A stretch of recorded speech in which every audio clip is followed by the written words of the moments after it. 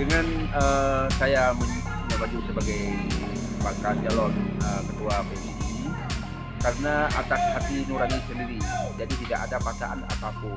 Maka dalam hal ini saya perlu tegaskan ini demi PBI ke depan supaya tetap jaya selalu dan selalu dalam hal ini juga kita harapkan supaya semua wartawan ataupun seluruh PBI dalam hal ini saya Budi Rahman untuk itu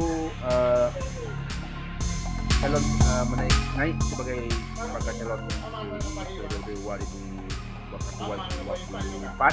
Maka dalam hal ini supaya kita tetap solid dan tidak ada intimidasi dalam pencalonan tersebut. Maka saya tegaskan ini tidak main-main karena ini demi PBI ke depan yang kita banggakan selalu bersama rekan-rekan wartawan lain. Terima kasih.